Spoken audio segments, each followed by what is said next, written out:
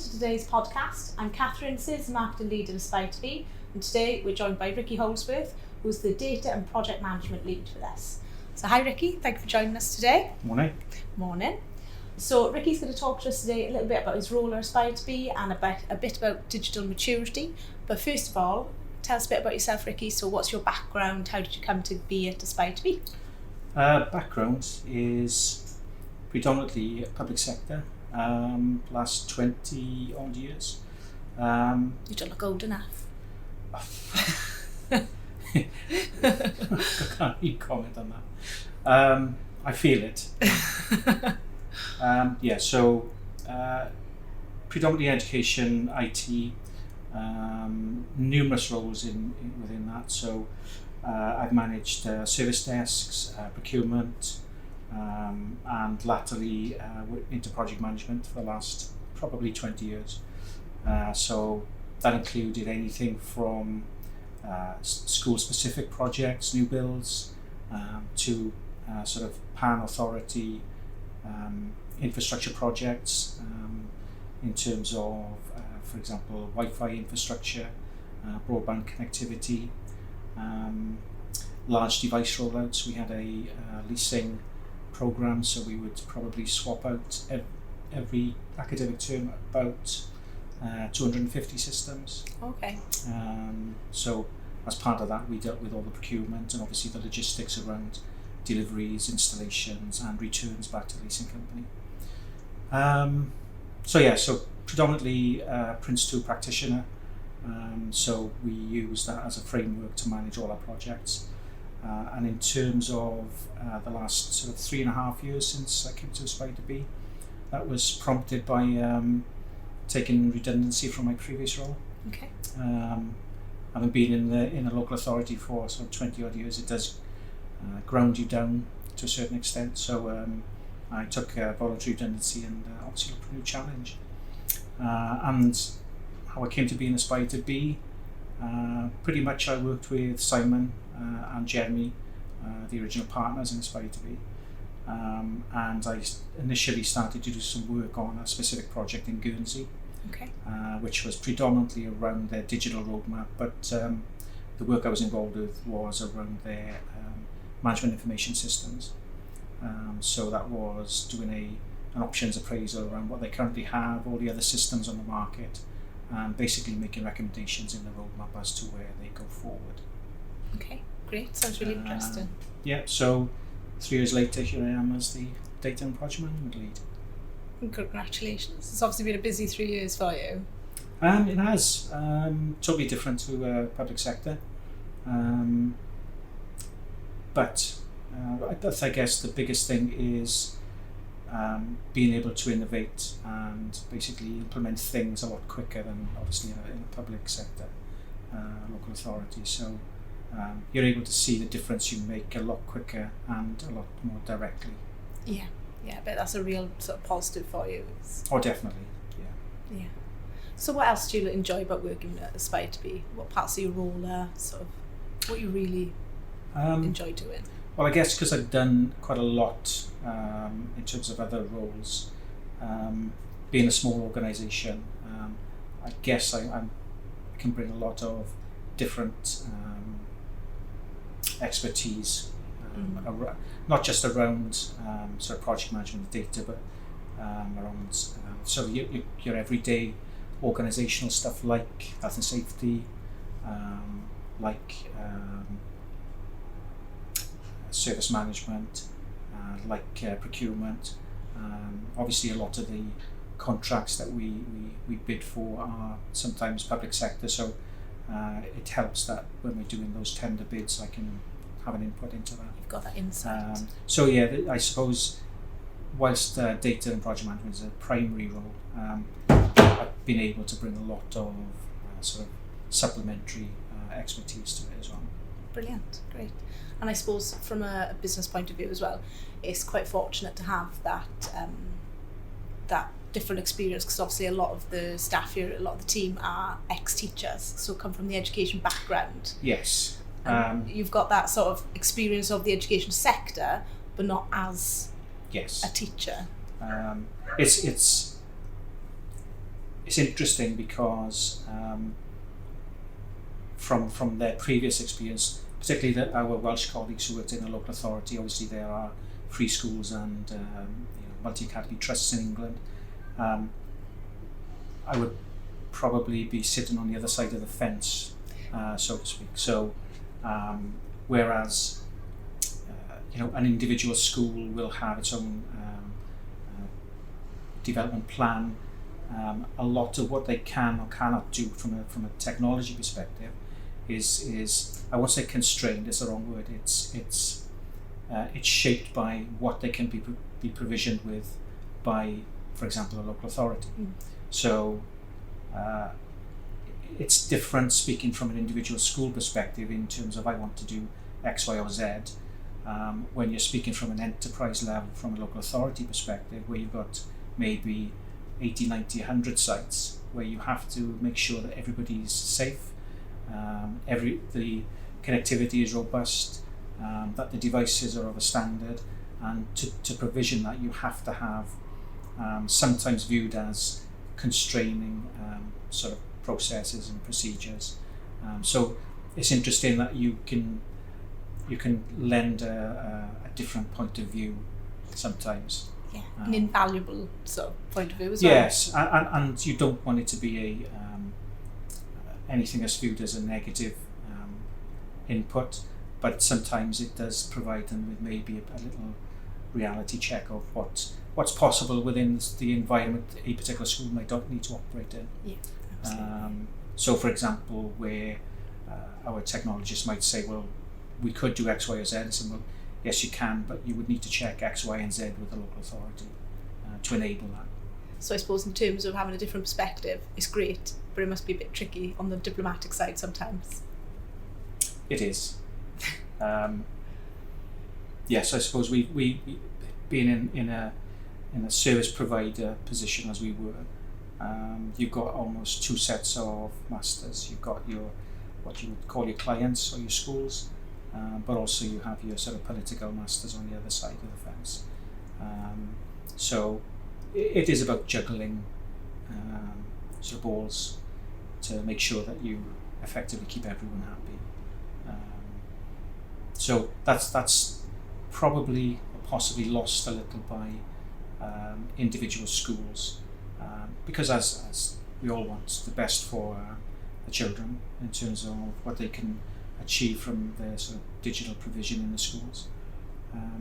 Sometimes it's difficult to see from a school's perspective what or how you provide that in an enterprise way, as opposed to an individual school perspective, which is a lot easier to manage. So from your current role at Aspire to Be then, we mentioned digital maturity earlier. So that's something that you've worked on previously. What is digital maturity? So digital maturity is basically, and it's got a heightened sort of context in what we've experienced over the last sort of 18 months with the pandemic, is essentially how an organisation can utilise digital, in inverted commas, more effectively. So a maturity assessment is basically a snapshot of where they are at the moment. So we have created a model which isn't anything new, but we have tailored it to what we think are or is sort of an Aspire to Be model, whereby we think it covers all the aspects of maturity in terms of infrastructure. So that's their sort of hardware, software, in terms of their readiness to deploy digital services. So that will look at for example, their culture, how their strategy aligns to digital. It'll look at, for example, how so their business continuity in terms of IT and general business is. So we get a picture from that assessment is how ready are they to take on any digital change. And then we've got what we call capability and capacity, which is the other thread, and that covers off basically, in basic terms, people, product and process. So we look at do they currently have provision for example, collaborative working? Do they have the skills and competences to be able to work more effectively with digital? So the digital maturity assessment will basically give them a RAG status. So red, amber, green around how ready they are, how capable they are, and how their infrastructure and their device estate will allow them to progress, I suppose, with digital. So once we get that snapshot of where they are, we can then make recommendations around the various elements where they may be a red or an amber. So the idea is that we give them essentially a roadmap of improving digital that aligns to their own strategic direction as well. Okay. So what sort of businesses, organisations would look to take up this digital maturity assessment? Well, it would apply, I guess, to any size of organisation. Obviously, the amount of time that you would have to take to do an assessment would vary according to the size. But we've done assessments for example, coastal housing. Mm-hmm. We've done one for Mid and West Wales Fire Service. We've done one for a local solicitors, DW Harris. And primarily, we use online questionnaires to gather primary data around from stakeholders. So that'll be employees, that'll be from IT staff, basically senior management, just to get that data around those three areas. So how do, for example, employees view their strategic direction and how their senior management team embraces digital?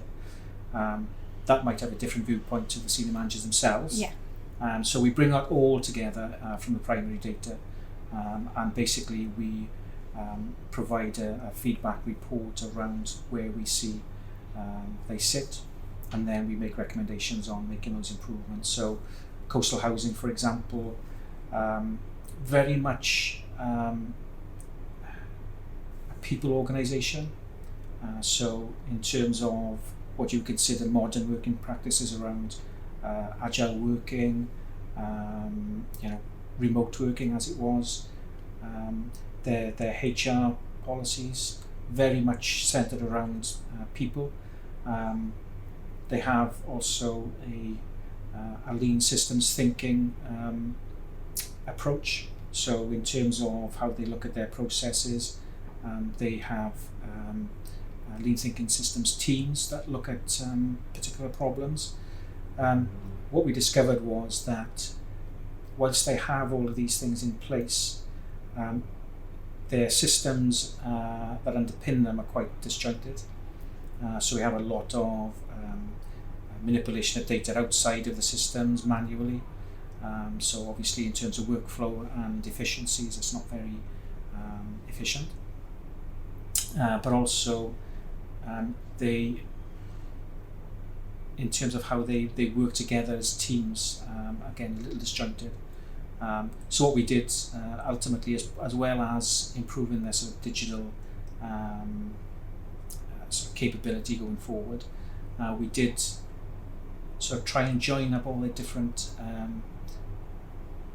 working practices so that not only internal employees, but their customers, their tenants, plus external vendors, there would be a single process really for dealing with sort of any issues they had, any problems, any changes that needed to be made.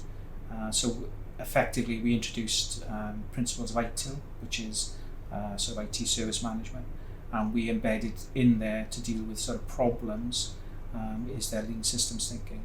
So we sort of brought together the IT and the people parts of the business in one sort of process. Yeah, that sounds really rewarding actually, and because we know the community, it's great. But it's really interesting to see what our wider capabilities are as well, I suppose. Yeah, that's right. I mean, we do have between us expertise in terms of not just what we've talked about this morning, but around infrastructure. So we were able to put some new networking in, new Wi-Fi access points. So not only do they have the latest kits and the provision to teach sort of modern, sort of, for example, desktop publishing, but they've got the infrastructure that'll support it as well. And I'd ask you what your favourite part about that project was, but I bet it was eating in the cafe up there, was it? Because I've been there and it's amazing. Although having said that, we did have to provision the cafe with the cashless payment system. And you had to test it worked. So yes, of course we had a coffee. Brilliant. Okay, so we'll finish with a few quickfire questions. This is going to be the real tough bit, okay? Are you ready? I'm ready. Okay. Cats or dogs? Dogs. Good choice. Okay. Sun or snow? Snow. Would you rather read a book or watch the film? Read the book. Oh, good choice. Everyone always says film. No. What's your favourite book then? Oh my word. The one that had most impact on me when I was young was Danny, Champion of the World. Oh, I love that Roald Dahl. Yeah. But my favourite author has to be Terry Pratchett. And probably my favourite book of his would be Mort. I haven't read that. Do you recommend it? I recommend you read the whole series. Okay. If they're rubbish, I'll blame you. Yeah, you might have heard of Discworld novels. Yeah, Yes. yeah. I've been I'm not sure about that. Okay, brilliant. Yes. Well, thank you very much You're for welcome. joining me today, and hopefully we'll see you soon. Thank you. Thank you.